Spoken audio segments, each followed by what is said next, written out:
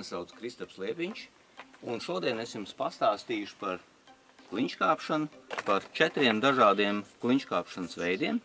Tie ir tie 4 pamata kliņškāpšanas veidi, kas cilvēkus uzrunā, bet sāksim mēs ar sarežģītāko no šiem 4.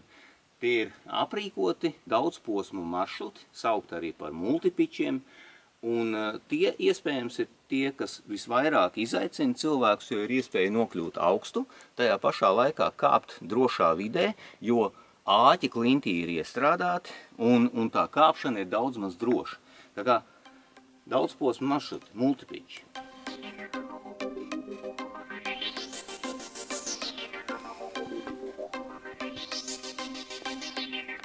Es esmu izkāpis pirmo virvi.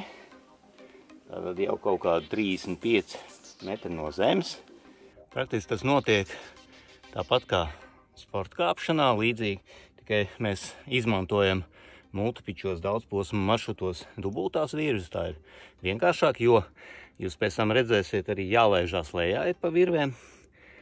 Šeit ir klintī iestrādāti āķi, to sauc par staciju. Un tagad ir jāpieņem otrs cilvēks, kas kāpj augšā. Atšķirībā no sporta kāpšanas, kur no šīs vietas praktiski tiek nolaists kāpējs, ja, tad šeit līderis turpinās drošināt, pieņems sekojošo, un tad kāpsim tur tālāk augšā.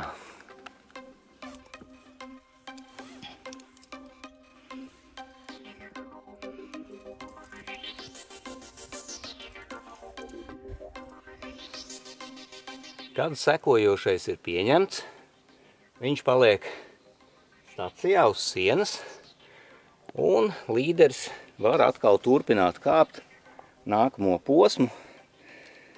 Principā notiek tieši tas pats, kas pirmajā posmā līderis kāpja, tikai vienīgā atšķirība, ka drošinātājs stāv nevis uz zemes, kā pirmajā posmā, bet jau diezgan augstu no zemes, drošināšanas stacijā. Un līderis atkal var kāpt uz augšu kaut kur tur nākamajā posmā.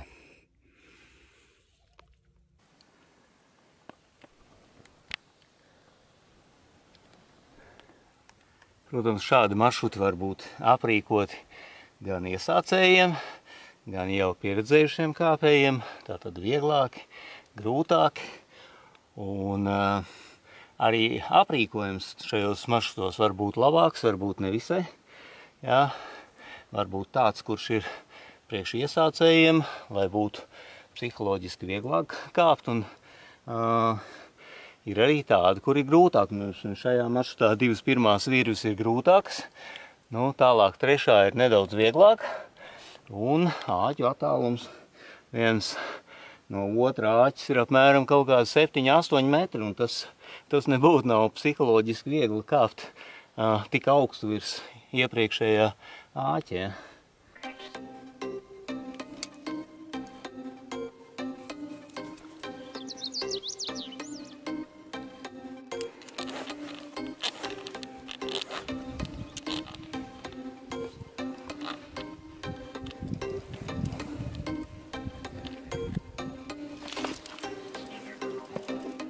Esam sasnieguši šī kāpiena augstāko staciju. Tālāk, protams, arī varētu kāpt, bet tālāk tas jau ir kliņšu alpīnisms, un par to mēs varētu parunāt nākamajā sērijā, bet šobrīd aprīkots daudzposmu kāpiens, augstākais punkts, uzsākam nolaišanos uz leju. Nolaišanās pa dubultu virvi līdz iepriekšējai stacijai, tad izraujam virvi, un tad, to tūlītās jūs arī redzēsiet.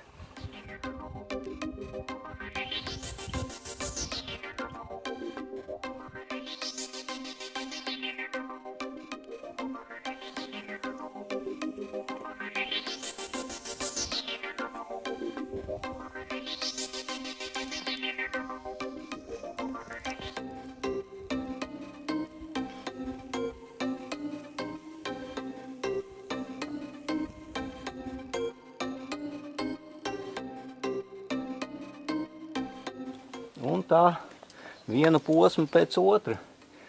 Pirmais nolaižās, otrais nolaižās, izvelkam virvi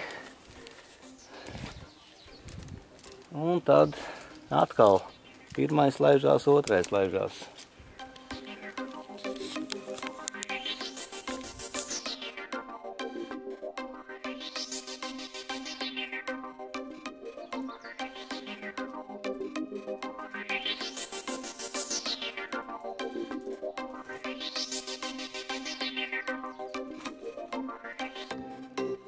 Esam atgriezušies uz zemes.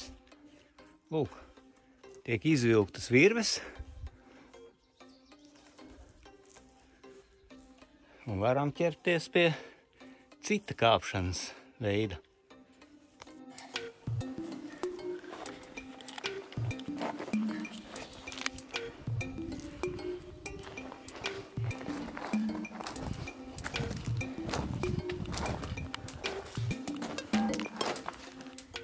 Vēl viena kāpšanas forma, iespējams viena no visvienkāršākajām, jo nevajag daudz ekipējuma, un arī jums iespējams jau krietni dzirdēta boulderings. Boulderings, principā no vārda boulders, lieli akmeņi. Lieli akmeņi un maza tehniska kāpšana pa maziem maršrutiņiem, no kuriem droši var nolikt lejā, tāpēc lielākoties izvēlās kāpienus ar pārkari, vai nu klints pakājie, vai patiešām akmeņi. Var izkāpt, nevar izkāpt. Nav zināms, ja? Bet tieši tas ir boulderinga mērķis. Mēģināt izkāpt kaut kādu tehniski sarežģītu kustību.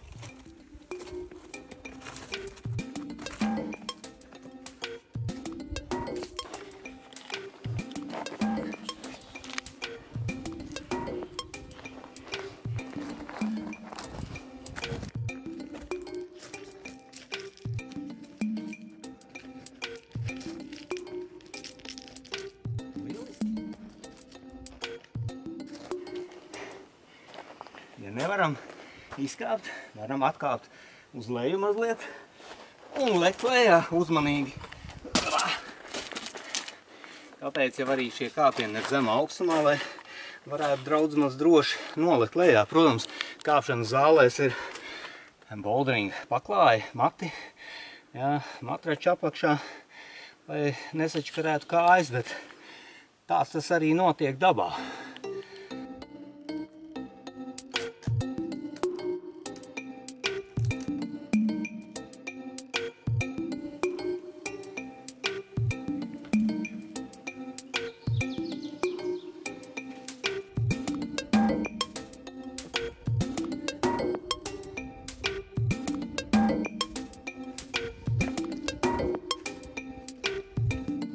Boulderings lieliski iespēja kāpt zemu, droši. Brīnišķīgi iespēja strādāt pie tehnikas, jo boulderinga akmeņi maršruti mēdz būt ļoti dažādi tehniski. Un tad jau mēs varam doties arī kāpt kaut ko lielāku un skaistāku.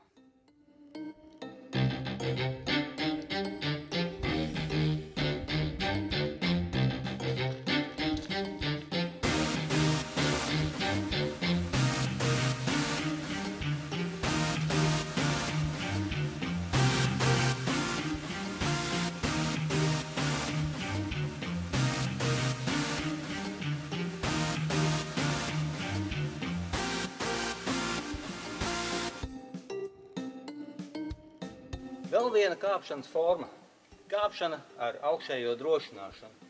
Redziet, drošinātājs stāv uz zemes, kāpējs kāpj, virve pie kāpēja iet no augšas, tur ir nostiprinājums augšā. Viss ir ļoti droši. Ja mēs esam pareizi nostiprinājuši virvi, pareizi piesējuši viņu, drošinātājs labi drošina, tad viss ir kārtībā. Šis ir, varētu teikt, visdrošākais klinšu kāpšanas veids – kāpšana ar augšējo drošināšanu. Bieži vien šāda veida kāpšana ir pieejama arī kāpšanas zālēs, vietās, kur ir daudz iesācēji. Jo praktiski pat atšķirībā no boulderinga, kur ir iespējams diezgan neveiksmīgi nokrist no boulderinga sienas augšējās daļas, un, ticiet man, var diezgan labi satraumēt kājas. Tad kāpšanā ar augšējo drošināšanu kāpējs, ja krīt, viņš paliek iekaroties virvē. Kāpšana ar augšējo drošināšanu ir vēl viena lieliska iespēja piestrādāt pie kāpšanas tehnikas, jo kāpējiem nav sevišķi jābaidās par to, ka viņš varētu krist un kaut kur atsisties sāpīgi. Praktiski, ja kāpējs noraujās, krīt, viņš paliek iekaroties virvē. Kad kāpējs ir savu kāpienu pabeidzis, drošinātājs viņu ar virvi un drošināšanas ierīces palīdzību atkal nolaiž lejā. Lēni, mierīgi, uzmanīgi.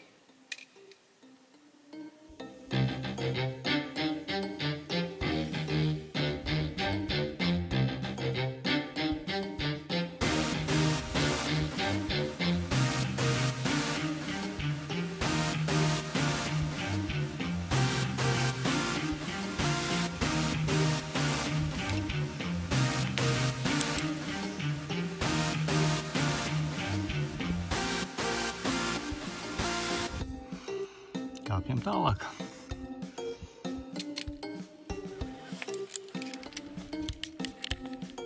Tātad vēl viens kāpšanas veids, sporta kāpšana. Līdzīgi kā jau redzētajā multipičā apstrādāts klints, tātad iestrādāti āķi, kabinam atsaites, iekabinam virvi, drošinātājs drošina un kāpjam.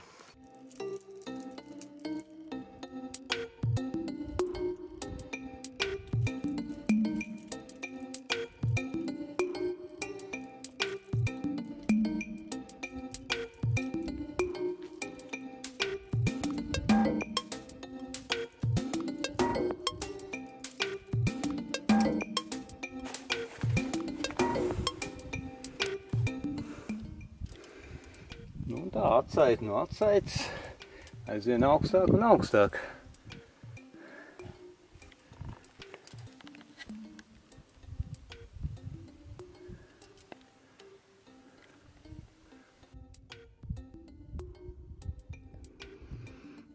Kad esam sasnieguši kāpiena galu, te ir parasti divi āķi, tur tie savienojumi mēdz būt ļoti dažādi. Mēs dabonam cauri virvi savu. Protams, tajā visā ir ļoti daudz nianses, un to vajag ļoti rūpīgi mācīties, lai to varētu droši darīt. Bet, principā, tas nav nekas neizdarāms, ja? Un dabonam cauri virvi, redziet, ja, un parādam signālu drošinātājam, ka jūs gribiet tikt nolaists lejā, un drošinātājs jūs laiž lejā. Labi? Jā.